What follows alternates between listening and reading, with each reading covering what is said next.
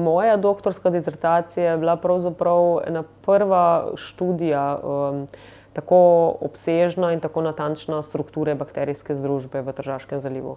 In če hočemo razumeti v bistvu vlogo mikroorganizmov v morskem ekosistemu, moramo poznati njihovo število, njihovo produktivnost pa tudi sestavo. Tako da to je neka osnova v bistvu za razumevanje.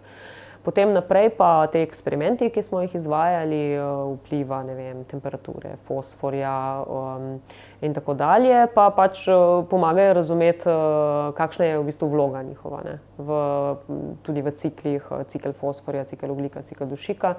In v bistvu je to doprinosno k temu, da pač razumemo vlogo mikroorganizmov v enih ciklih kroženja snovi v okolju, pa tudi pri enih fenomenih, ki se dotikajo tudi človeka, ne, kot je cvetenje morja, pojav sluzenja morja, masovno pojavljanje meduz, to vse vpliva tudi na človeka, ne, ali pa recimo vnos nekih patogenih mikroorganizmov v morsko okolje, ne. Ko pride do množičnega pojava meduz v enem takem okolju, ki je sicer revno z nutrienti, te meduze nimajo naravnega v bistvu predatorja, potem začnejo odmirati v tem okolju in so na koncu v bistvu jih lahko razgrajujejo samo bakterije. V bistvu začnejo razgrajevati ta organsko bogat substrat in končni produkti te razgradnje so v naših raziskavah večinoma v bistvu dušikove spojine. Amonij, nitrat, nitrit. Te spojine se potem začnejo kopičiti v okolju. Hkrati pa tudi, ko bakterije iz tega organskega substrata pretežno jemljejo dušikove spojine in jih razgrajujejo do pač njihovih anorganskih delov, se ta organska snov, se v njej kopiči ogljik.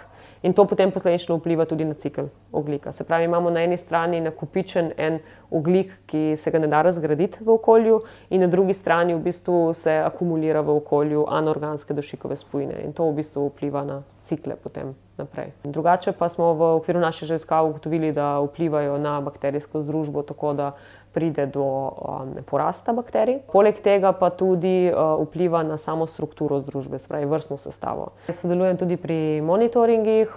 Danes smo bili na enem takšnem rednem monitoringu, v katerem spremljamo pač neko ekološko stanje, in to je v bistvu edini način, da bomo lahko razumeli v bistvu, kako klimatske spremembe in antropogeni dejavniki vplivajo na ekosistem, da imamo pač dolgoročne nize podatkov. Na terenu se najprej naredi v bistvu potek z CTD sondo.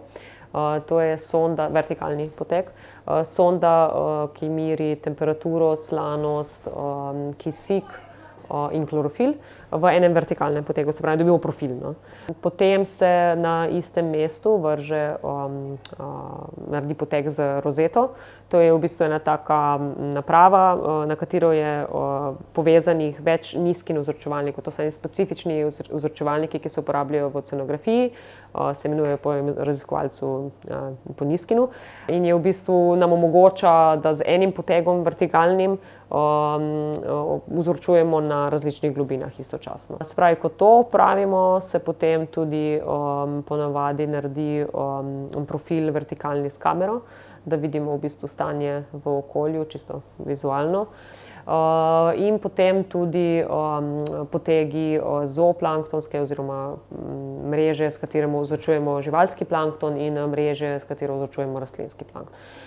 To vse potem zbiramo v čiste posode in za različne pač analize, za biologijo posebej, za kemijo posebej. Je treba biti tudi zelo pazljiv, zaradi tega, da ne vnesemo v bistvu, da ne kontaminiramo vzorcev, in potem se to prenese v laboratorij, kjer se nadaljujejo analize. Jaz bi rekla, da mogoče danes je največji izziv stajati v koraku z razvojem v bistvu v znanosti. Ker je te literature in teh spoznanj toliko, v bistvu vsak dan novih, da je zelo težko v bistvu spremljati vse to. Tako da danes se mora raziskovalec zelo specifično na eno v bistvu področje osredotočiti in tam potem mogoče uspe slediti pač vsemu, kaj se dogaja. Jaz sem znanstvenik in to je v bistvu, to ni služba, ampak je način življenja. In upam in želim si, da bi ostala lahko v znanosti, da bi mi v bistvu financiranje to dovoljevalo.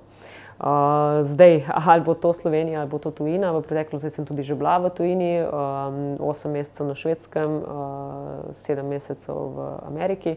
Tako da, če bo potrebno, bom šla tudi ven. Bom tako rekla, da bom nekako podredila znanosti, zaradi tega, ker sem pripravljena žrtvovati to, da grem pač iz Slovenije, zato da lahko delam to, kar želim.